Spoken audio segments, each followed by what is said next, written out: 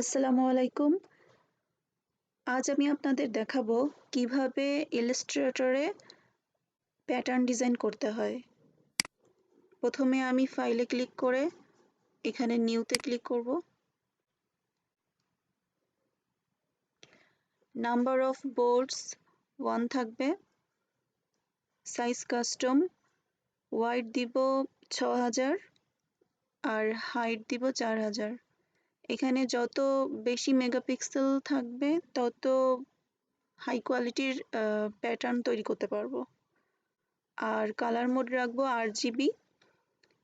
রাস্টার effect high quality থাকবে ৩০০।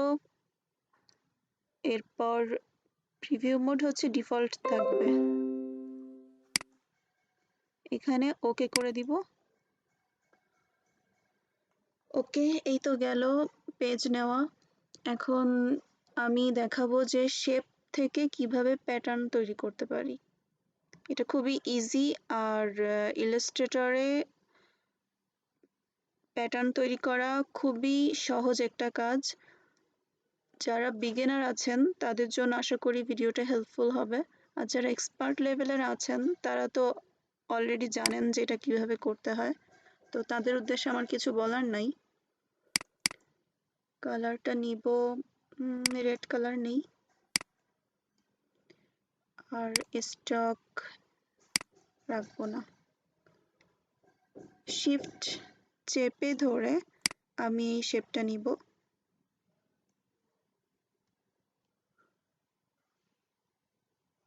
এখন selection tool select করে অল্টার চেপে এইটার একটা কপি করব। কপি করার পর আমি এই সেকেন্ড যে স্কোয়ারটা নিয়েছি এটার অপাসিটি কমাই দিব।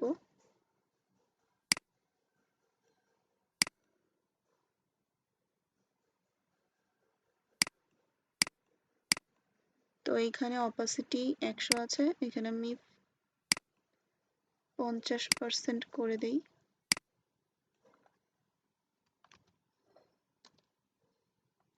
ওকে, আম ডান। এখন এটা হাইড করে দেই। এখন মাউসটা কিভাবে টেনে ধরে দুইটাকে সিলেক্ট করলাম, শিফট আর অল্টার চেপে ধরে এটাকে একটু ছোট করে নিলাম।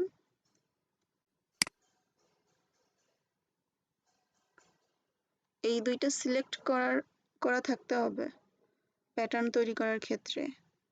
এবার আমি যাব অবজেক্ট অপশনে। এখানে দেখেন প্যাটার্ন রয়েছে, এখানে সিম্পলি মেক ক্লিক করব।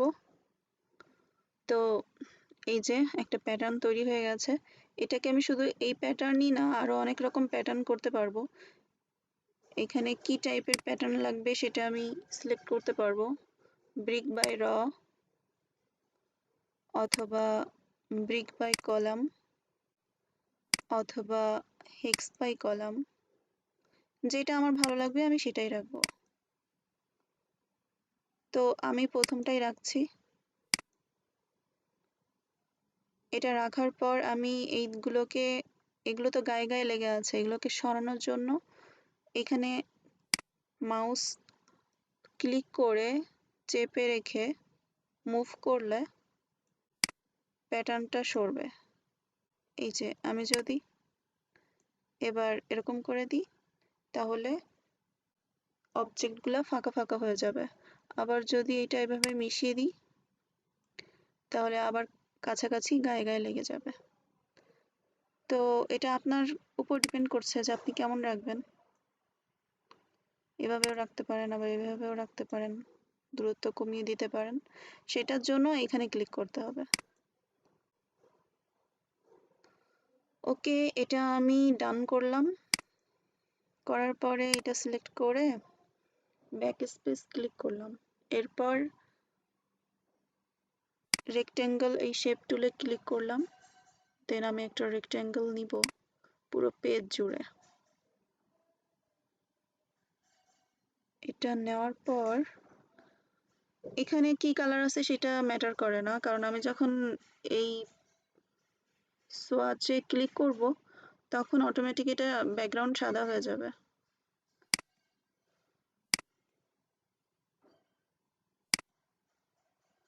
আচ্ছা, এই যে প্যাটার্ন এখানে পেস্ট হয়ে গেছে। এবার এটাকে অ্যাজ এ ইপিএস অথবা জেপিজি ফাইলে এক্সপোর্ট করা যাবে। আমি জেপিজিতে সেভ করে দেখাচ্ছি।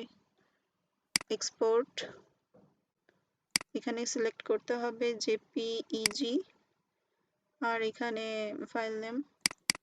এখানে আমি আরো অনেক প্যাটার্ন ডিজাইন করে রেখেছি। এখানে একটা নাম দেই, রেড ব্রিক প্যাটার্ন। এখানে এক্সপোর্ট করে দেই।